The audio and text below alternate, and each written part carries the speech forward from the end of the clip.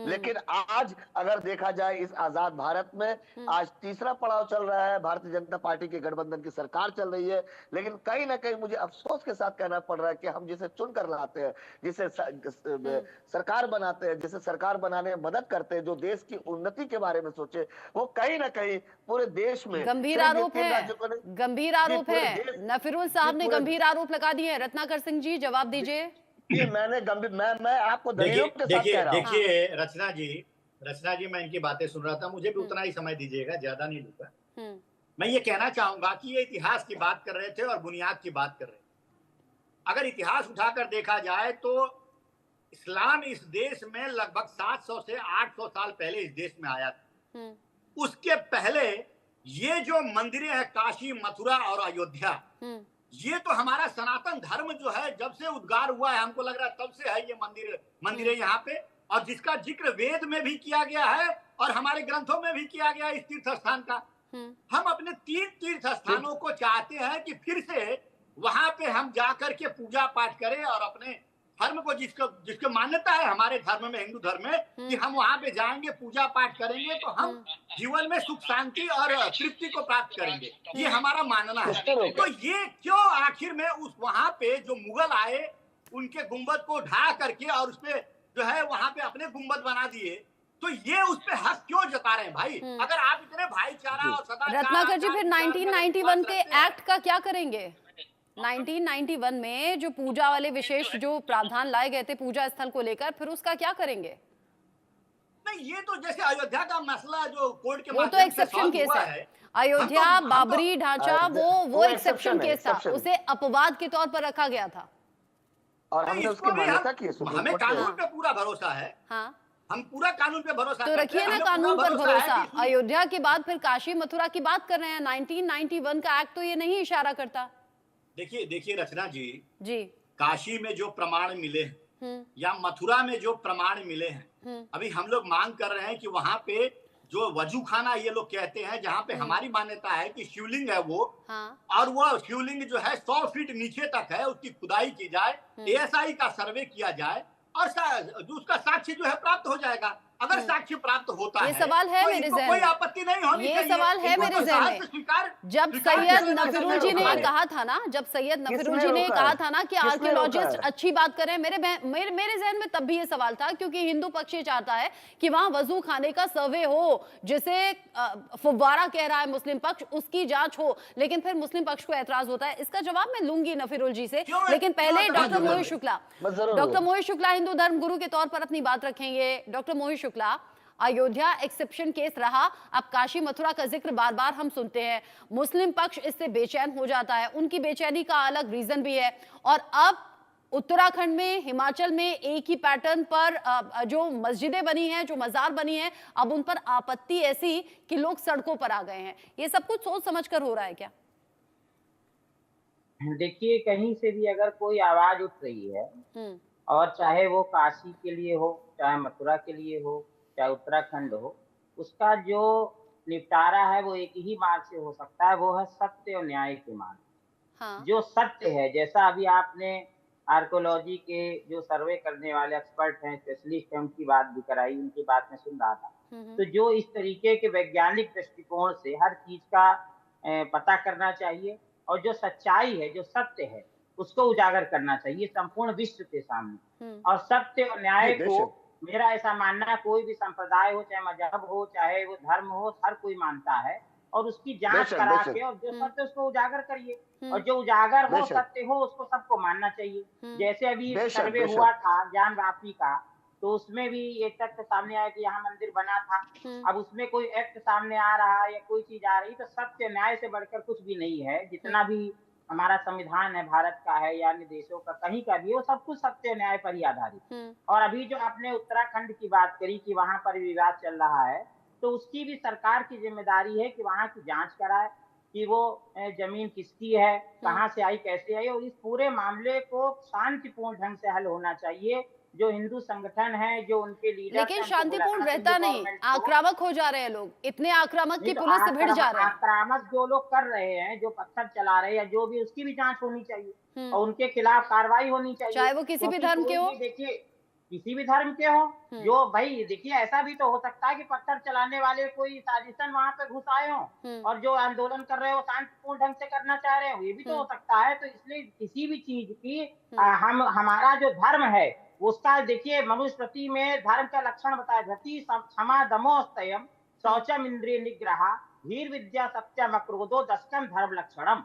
धर्म का लक्षण ही यही है कि जहाँ सत्य हो, क्रोध ना हो, धैर्य हो और संयम हो, ये सारी चीजें जहां पर होती, न्याय हो, वही धर्म। तो इसलिए कोई भी सरकार हो, चाहे किसी भी स्टेट में कांग्रेस की सरकार हो, चाहे भाजपा की हो या अन्य कोई हो, हर सरकार का ये धर्म है कि सत्य और न्याय को उजागर करे और जो भी बात उठे, हर व्यक्ति को अभिव्यक्ति की आजादी। अगर कोई व्यक्ति ये कह रहा है कि भाई ऐसा नहीं ऐसा है, तो उसकी जांच करना और सही निर्णय उसको निकालना, शांतिपूर्ण सबको बुलाना चाहिए, ऑन द टेबल बात करनी चाहिए और इसके लिए कानून भी है, न्याय भी है। आप शांतिपूर्ण ढंग से, महात्मा गांधी ने आंदोलन का रास्ता जनता को बताया, उस तरीके से सत्य अहिंसा के मार्ग से आप आंदोलन कर सकते, सत्य अहिंसा से अपनी बात कह सकते हैं और अपनी बात सबको कहनी चाहिए और उसकी जांच पूरी तरह होनी चाहिए। अफसोस लेकिन इस बात का है कि जो पॉलिटिकल पार्टीज हैं वो अपना फायदा देखती हैं। मुझे ऐसा लगता है ताली एक हाथ से बजती नहीं। फिर ऐसा नहीं है कि एक ही धर्म के लोग आक्रामक होते हैं, वो दो धर्मों की तरफ से आमने सामने की टक्कर होती है, नुकसान दोनों तरफ होता है। और मुझे ऐसा लगता है कि पॉलिटिकल पार्टीज इसमें अपना अपना फायदा देखती हैं, अपने फायदे को देखते हुए फिर उनकी बयानबाजी सामने आती है। लेकिन सैयद नफीरुल जी, चूंकि आप एक मुस्लिम स्कॉलर हैं और आप हर बात में हामी भर रहे हैं, आर्कियोलॉजिस्ट जो बातें कह रहे हैं और अभी डॉक्टर मोहित शुक्ला भी जो कह रहे हैं, आप कह रहे हैं बेशक जांच होनी चाहिए। अब मुझे ये बताइए, अगर ज्ञानवापी परिसर को लेकर बवाल हुआ या ये विवाद कोर्ट तक पहुंचा, अलग अलग कोर्ट तक ये मामला है और ऑलरेडी अभी कोर्ट में ये मामला चल रहा है। मुस्लिम पक्ष कहता है कि वो फव्वारा है, हिंदू पक्ष कहता है कि नहीं वो शिवलिंग है, फिर तहखाने का दरवाजा भी खुल जाता है, फिर वहां भी आरती शुरू हो जाती है। अगर हिंदू पक्ष कहता है कि वजू खाने को लेकर एएसआई जांच होनी चाहिए, तो फिर मुस्लिम पक्ष को आपत्ति क्यों होती है? देखिए, दो बातें मैं स्पष्ट कर दूं। सबसे पहली बात कि मेरा जो ईमान है और मैं जिस मजहब से ताल्लुक रखता हूं, मैं किसी और मजहब को उंगली उठाकर या इशारा से मैं उसकी बेहुरमती, बेइज्जती, इंसल्ट करने का अधिकार नहीं रखता हूँ। अगर मैं ऐसा करता हूँ तो मैं अपने ईमान से धोखा करता हूँ। एक दूसरी बात यह है, चाहे वो मंदिर की बात हो या मस्जिद की बात हो, वो किसी एक विशेष समुदाय के धर्म स्थल है जहां लोग अपने दिलों को, अपने जहनों को साफ करके भगवान के पास, खुदा के पास एक आस्था के साथ, एक बुनियाद के साथ जाते हैं कि अगर हमारी बात कोई इंसान नहीं सुनेगा, कोई प्रशासन नहीं सुनेगा, कोई अदालत नहीं सुनेगी, कोई कोर्ट नहीं सुनेगी, अगर कहीं से न्याय नहीं मिलता है तो खुदा जो है वो सब देख रहा है। खुदा कहीं ना कहीं इंसान की बात सुनकर उसे कहीं ना कहीं कोई एक दिशा, कोई एक रास्ता जरूर दिखाएगा, चाहे वो किसी भी जरिए से हो, किसी भी मार्फत से। तीसरी बात यह है कि ज्ञानवापी को लेकर काफी सालों से, ये नया मुद्दा नहीं है, ज्ञानवापी को लेकर काफी सालों से कोर्ट में एक सब जुडिस मैटर रहा है और मुस्लिम पक्ष के जो पैरवीकार है और हिंदू पक्ष के जो पैरवीकार है, जो कानूनी बातें वो अपने अपने तरीके से कोर्ट में रख रहे थे कि लोग, जो मनुष्य, जो इंसान है, वो कोर्ट के बाहर बहुत सारी बातें कर सकते हैं, वो अधिकार है, संविधानिक राइट है, लेकिन कोर्ट के अंदर जो बातें की जाती है वो संविधान के दायरे में की जाती है, वो कानूनी दायरे में की जाती है। मैं इसलिए बोल रहा हूँ क्योंकि मैं भी कानून से जुड़ा हूँ, मैं मुस्लिम स्कॉलर जरूर हूँ लेकिन मैं भी कानूनी पैरवीकार हूँ और मैं इसकी इज्जत करता हूँ कि कहीं ना कहीं अदालत में वो बातें रखी जाए जो कहीं ना कहीं, चाहे देर हो दुरुस्त हो, सच्चाई सामने आए। और सच्चाई तो सर्वे से सामने आ जाएगी। आप भी सहमत हो जाइए और उन मुस्लिम पक्ष के लोगों को भी सहमत करा लीजिए जो आपत्ति कर रहे हैं, जो मना कर रहे हैं। देखिए, इंसानियत और ईमान इसी का नाम है कि हम जिस देश में रहते हैं उस देश की कानून व्यवस्था को अगर आप ना माने तो कहीं ना कहीं आप अपने ईमान से, अपने कुरान से धोखा कर रहे हैं। तो देश का, देखिए बाबरी मस्जिद अयोध्या का जो भी वर्डिक्ट आया, पूरे देश के लोगों ने दिल खोलकर इसका स्वागत किया। एकदम सही बात है। और चूंकि आप कुरान की और आप धर्म की इतनी अच्छी बातें कर रहे हैं, एक और बात मैं आपसे पूछना चाहूंगी। आप नेशनल टेलीविजन पर इस वक्त हैं, नफीरुल साहब, जो मैंने सुना है मुस्लिम पक्ष में कहा जाता है कि जो भी कोई विवादित स्थल है वहां आप नमाज अदा नहीं कर सकते, वो मानी ही नहीं जाएगी, आप ऐसे स्थल को छोड़ दें तो बेहतर है। क्या ये ठीक है? जी देखिए ये एक कहीं ना कहीं इस्लामिक लॉ कहिए या शरीयत लॉ कहिए, जिस जगह पे अगर एक सवालिया निशान लग जाए कि आप इबादत कर रहे हैं हाँ। और उस पे एक सवाल खड़ा हो जाए कि ये इबादत की जो जगह है कहीं ना कहीं खंडनीय है, इस पे एक क्वेश्चन मार्क आ गया, तो मुझे लगता है एक अच्छे ईमान के तगाजा के तहत कि मैं उस जगह को छोड़ दूं और इबादत करने के लिए आपको किसी विशेष मस्जिद मंदिर की जरूरत तभी पड़ती है जगह जब आपके पास कोई खास जगह ना हो। लेकिन अगर आपके पास घर है, मकान है, मैदान है, खुले आसमान है, तो आप इबादत करने के लिए कहीं भी खड़े हो सकते हैं। बजाब्ता के सामने वाले अगर सामने में कोई खड़ा है तो आप उससे एक इजाजत ले ले कि मेरा नमाज का वक्त हो गया, क्या मैं यहाँ नमाज पढ़ लूं। और अगर वो दिल की सच्चाई से आपको कह दे कि हाँ आप नमाज अदा कर ले, चाहे वो किसी भी मजहब का हो, तो आपकी नमाज हो जाएगी। लेकिन अगर वो आपत्ति कर दे, अगर मैं उसी पे अगर वो आपत्ति कर दे तो देखिए आप कितनी अच्छी बात आपने कही, कितनी बढ़िया बात आप उस आपने जगह कही। नमाज जो मैं थोड़ा सा मैं देखिए, जो शॉर्ट मैं डिटेल जानती थी वो आपने मैं एकदम मुसलमान ब्रीफ करके को अच्छे से बता मैं दिया है। मुसलमान को रचना जी, इस्लाम के मानने वाले को कहीं भी झुकाना नहीं चाहूंगा, उनको शर्मसार नहीं करना चाहूंगा। और ये तभी होगा जब कुरान हमारे चैप्टर 17 वर्स नंबर 70 लेकिन चंद्रमोहन शर्मा जी, खुद कहता है। चंद्रमोहन शर्मा जी, बात अगर आम लोगों से बात कर लें जो किसी राजनीतिक पार्टी से ताल्लुक नहीं रखते, तो ऐसा लगता है कि आपसी सद्भाव बनाए रखते हुए हिंदू मुस्लिम आपस में बात करके इस प्रॉब्लम का सोल्यूशन निकाल सकते हैं। ये अलग अलग केसेस में मैंने देखा है, सुना है। फिर ऐसा क्यों होता है कि पॉलिटिकल पार्टी आग में घी डालने का काम करती है, भड़क जाती हैं चीजें? देखियो मैं साधुवाद देता हूँ आपके आज के टॉपिक को और आपकी इस डिबेट को कि और जो भी आज सज्जन लोग बैठे हैं वो ऐसी बातें कर रहे हैं जो एक अच्छे मैसेज के रूप में जा रही है। यही हिंदुस्तान है। देखिए यहाँ पर धर्म और मजहब के रूप में बांटा गया है, लेकिन ना तो कभी किसी मुस्लिम ने किसी के धर्म की तरफ गया है, ना कोई हिंदू मुस्लिम की तरफ की। कुछ एक कट्टरपंथी जरूर हैं, कुछ एक से हम बहुत सारों को गलत नहीं कह सकते। जी बेशक। कुछ पार्टियां जो सत्ता के लालच के अंदर कुछ एक का सहारा लेके अपने आप को बड़ी करती हैं, वो आरोपित है इसके अंदर। और उन्हीं ने बार बार इसका इस्तेमाल करा। जब हिंदुस्तान के पाकिस्तान वाले जो टुकड़े हुए तब ब्रिटिश हुकूमत थी और आज की हुकूमत भी उसी चीजों पे कर रही है। मैंने एक और गंभीर प्रश्न लगाया था। देखिए मैंने बोला कि एक ओहदा उपराष्ट्रपति का बड़ा ओहदा होता है। अभी लेटेस्ट इन्फॉर्मेशन बात है जो उसमें उन्होंने कही, उसके बाद नूपुर शर्मा को निकाला। कल परसों नूपुर शर्मा जहां भाषण दे रही थी वहां पर 2 राज्यपाल बैठे हुए थे। क्या बयान थे उनके? क्या 2 राज्यपाल जो सरकारी संस्था के थे और वो जो हमारा एक चुनाव चिन्ह है जो सरकार का, उसके अधीन होते, क्या वो रोक नहीं सकते थे? क्योंकि उनका डिसिप्लिन क्या कहता था, अगर सरकारें और राजा निष्पक्ष के साथ प्रजा की दृष्टि से देखेगा तो प्रजा की हिम्मत नहीं होगी कभी भी आपस में बंटने की। लेकिन अगर राजा प्रजा को बांटना चाहेगा तो प्रजा कभी इकट्ठी नहीं हो पाएगी। हालांकि चंद्रमोहन जी आप बातें तो अच्छी कर रहे हैं, लेकिन अगर अयोध्या का जिक्र होता है फिर पीछे तक की चीजें जाती हैं। किसने ताला लगवाया, किसने खुलवाया, कब क्या हुआ, कैसे कार सेवकों पर गोली चली, फिर गोल गोल चीजें सारी घूमती हुई नजर आती हैं और हर पॉलिटिकल पार्टी सवालों के घेरे में आ जाती है, इंक्लूडिंग यू। मैं छोटे से जवाब देता हूँ। देखिए बिल्कुल आपने जो कहा प्रश्नशील और कुछ प्रश्न हम पे खड़े हुए हैं हमारी पार्टी के नेताओं, लेकिन हमारी पार्टी के नेताओं ने कभी उससे दरकिनार नहीं किया। ठीक है, ताला लगाया, ताला खुलवाया हमने, एक ढांचे के ऊपर भी हमारे एक बड़े नेता का नाम आया, बिल्कुल हकीकत है। हाँ, लेकिन कभी भी देश की बनावट को बिगाड़ने के लिए हमने 80-20 नहीं करा। कांग्रेस पार्टी कभी 80-20 की तरफ नहीं गई। अगर आज भी हम सत्ता में ना होते हुए भी अगर अपने धर्म के किसी एक पक्ष की और एक हिंदुस्तानी की बात करते हैं तो सत्ता पक्ष हमें क्या कहता है कि मुस्लिम पक्षधारी है। ये मैं भी ब्राह्मण हूं, मेरे पास सामने बैठे हुए हैं एक मुस्लिम पक्ष के हैं जो एआई के संस्थापक बैठे हुए हैं, वो हिंदू है, रत्नाकर जी खुद ब्राह्मण है, आप भी हैं। तो अगर हम सच बोलेंगे तो क्या हम विरोधी हो जाएंगे? ये धारा कब से पैदा हुई? ये धारा 2014 से पैदा हुई। क्यों पैदा हुई? क्यों कहा गया कि बटोगे तो कटोगे? गलतियां हुई होंगी और मेरे बड़े नेताओं ने उनको एक्सेप्ट भी किया और उसके लिए माफी भी मांगी।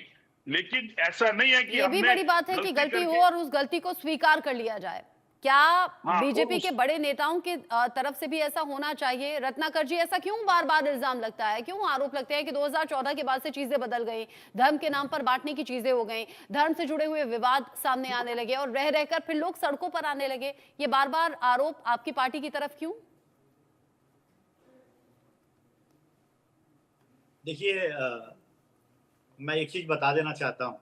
जो अभी यहाँ पे चंद्रमोहन जी कह रहे थे, ये इनका व्यक्तिगत विचार हो सकता है, लेकिन इनकी पार्टी का अगर इतिहास उठाकर देख लीजिए तो जो ये कह रहे हैं कि कथनी और करनी में बिल्कुल फर्क है। मैं आपको बता दूं, आज ये कह रहे थे कि पंडित हैं, मैं भी पंडित हूँ, आप भी पंडित है, ऐसा सब कह रहे थे, धर्म की बातें कह रहे थे। पूछ लीजिए गांधी परिवार से, आज तक गांधी परिवार अयोध्या में एक बार भी दर्शन के लिए कभी भी गया है क्या? नहीं गया है। कारण उसका यही है कि अगर वो चले जाएंगे तो विशेष समुदाय के लोग उनसे नाराज हो जाएंगे और उनको वोट नहीं देंगे, उनकी सिंपैथी खत्म हो जाएगी। तो ये इनकी मंशा रही है। दूसरी चीज मैं कहना चाहूंगा, अगर ये इतने मंशा इनकी सही रहती तो जम्मू कश्मीर से धारा 370 कभी का हट गया होता। अगर इनकी मंशा अगर इतनी ही अच्छी होती तो इस देश में वक्फ बोर्ड जो आज कह रहा है कि संसद की जमीन भी उसकी है, उसको इतना अधिकार देने का काम किसने किया था? यही कांग्रेस पार्टी ने किया था। अगर इनकी मंशा एकदम बिल्कुल साफ और पाक होती तो बाबरी मस्जिद का विवाद सालों पहले हल हो गया होता उसी कोर्ट के माध्यम से, लेकिन नहीं, इन्होंने तो पैराविकार। चंद्रमोहन जी क्या कह रहे हैं रत्नाकर जी? मंशा साफ नहीं है क्या? अयोध्या नहीं पहुंचे? मंशा साफ नहीं है क्या? बताइए। चंद्रमोहन जी जवाब देंगे, चंद्रमोहन जी जवाब देंगे। रत्नाकर जी, चंद्रमोहन जी जवाब देंगे, फिर आपसे भी कुछ सीरियस सवाल होंगे। रत्नाकर जी, चंद्रमोहन जी को बोलने दें। रत्नाकर जी आप अपनी बात पूरी कीजिएगा। पहले आपकी बात पर काउंटर करना चाहते हैं चंद्रमोहन जी। मंशा को लेकर सवाल आपने पूछा है, आपने बहुत समय दिया है, मुझे अपनी बात पूरी आप अपनी बात पूरी कीजिएगा। चंद्रमोहन जी चूंकि काउंटर करना चाहते हैं आपकी बात पर, जल्दी से। देखिए मंशा थी। अरे रत्नाकर जी सुन लीजिए, सुन लीजिए। Have patience please, please. National television है। चंद्रमोहन जी जल्दी से। डिबेट बहुत अच्छी हो रही है, सुनिए। मंशा थी तभी देश एक रहा। मंशा थी, अगर विवाद छिड़ा तब भी हमने सब पक्षों को ढाके उसको सुलझाने की कोशिश करी। मंशा थी तभी पुराने प्रधानमंत्रियों ने, चाहे वो आपके भी रहे हों और हमारे भी रहे हों, कभी 80-20 की बात नहीं करी। मंशा थी तभी आपके भी 2 प्रधानमंत्री रहे और हमारे तो रह ही गए।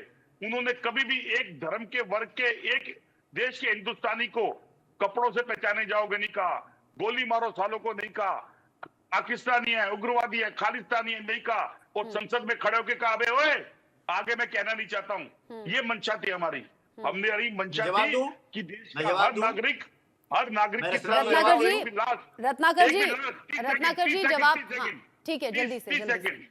और अगर आपकी नजर में नेहरू परिवार मंदिर में जाने से अगर आप समझते हो वो हिंदू है, तो भाजपा के कहने की कोई जरूरत नहीं है। भाजपा जो कहती है कहे।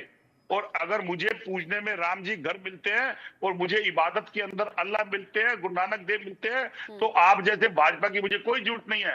ये आपने राजनीति में घुसाया धर्म को। रत्नाकर जी इस बात का जवाब भी दीजिएगा। जो बीजेपी के बड़े चेहरों के जरिए नारे दे दिए जाते हैं, कई बार वो विवादित हो जाते हैं। कुछ नारों का जिक्र तो अभी चंद्रमोहन शर्मा जी ने कर भी दिया। एक और सवाल मैं पूछना चाहूंगी, अगर ऐसे विवादित स्थलों का मुद्दा अब रह रहकर उठेगा आज 2024 में, और फिर ये जिद होगी कि अयोध्या का काम तो पूरा हो गया, काशी मथुरा बाकी हैं, फिर अलग अलग जगहों का और ज्यादा जिक्र होने लगता है कि फला जगह भी मंदिर था, यहां भी मस्जिद बना दी गई, यहां भी मजार बना दी गई, तो ऐसे तो अनगिनत चीजें निकलकर सामने आ जाएंगी। क्या बार बार मुस्लिम समुदाय से ये उम्मीद की जाएगी कि यहां भी कॉम्प्रोमाइज कर लीजिए, इस जगह को भी छोड़ दीजिए? रचना जी देखिए, देश का हर हिंदू जानता है कि हमारे लिए तीर्थ से किसी कम नहीं है अयोध्या, काशी और मथुरा। तो अगर उस तीर्थ स्थान पे जहाँ पे मुगलों ने उसका अतिक्रमण करके उन जगहों को अपवित्र कर दिया, मुगलों ने तो अनगिनत जगहों पर कब्जा किया था, अनगिनत जगहों पर मंदिरों को तोड़कर फिर मस्जिदें और बाकी चीजें बना दी गई थी। तो मैं ये पूछ रही हूँ, क्या उन अनगिनत जगहों पर बीजेपी और जो धार्मिक गुरु हैं वो अब दावा करेंगे, या सिर्फ ये 3 जगह तक सीमित है, अयोध्या, मथुरा और काशी? अभी मुझे पूरा आपके प्रश्न का जवाब देने का मुझे मौका देंगी, मुझे उम्मीद है मैं पूरी बातें कर लूंगा। जी बोलिए। देखिए, ये 3 जगह जो है हमारे तीर्थ स्थल है और ग्रंथों में, वेदों में भी इसका जिक्र हुआ है। और आज अगर वो, जैसा कि आपने अभी खुद इस्लामिक स्कॉलर से पूछा कि अगर कोई जगह विवादित होती है तो ये स्वतः इनको हट जाना चाहिए वहां से, क्योंकि जो है वो वहां पे अगर कोई क्लेम कर रहा है विवादित स्थल है, और जो ग्रंथों में भी लिखा है कि काशी, मथुरा और अयोध्या में हमारे प्रभु जो है विराजमान थे, हमारे जो इष्ट देव वो विराजमान थे, तो इनको स्वतः हट जाना चाहिए। लेकिन ये क्यों आपत्ति जता रहे हैं भाई? हम तो तीन मुख्य जो है तीर्थ स्थल उसको मांग कर रहे हैं। और रही बात अन्य जगहों की, तो अन्य जगहों में मैं बता दूं रचना जी कि किस तरह से अवैध रूप से कब्जा करके, सरकारी जमीनों को कब्जा करके वहां पे मजार बना देना, मस्जिद बना देना, इर्द गिर्द में अतिक्रमण करके और विशेष समुदाय के लोगों को बसा देना, फिर वहां पे चाकूबाजी की घटना, छेड़खानी की घटना, ये सारी घटनाएं जो है वहां के लोकल लोगों के संज्ञान में जब आता है तो निश्चित रूप से वहां के लोकल लोग उस पर आपत्ति उठाएंगे। मैं जवाब देना चाहता हूं चंद्रमोहन जी की। अभी ये बड़ा गंगा जमुनी की तहजीब की बात कर रहे थे और कह रहे थे कि हम जो है सबको साथ लेकर चलते हैं, लेकिन पूछ लीजिएगा राहुल गांधी से कि क्या इन्होंने एक बार भी राम गोपाल जो है मिश्रा की जब हत्या कर दी गई, 22 राउंड की गोली मार दी जाती है, उसको गोली मार के उसकी हत्या कर दी जाती है, उस पर एक बार भी राहुल गांधी का बयान आया?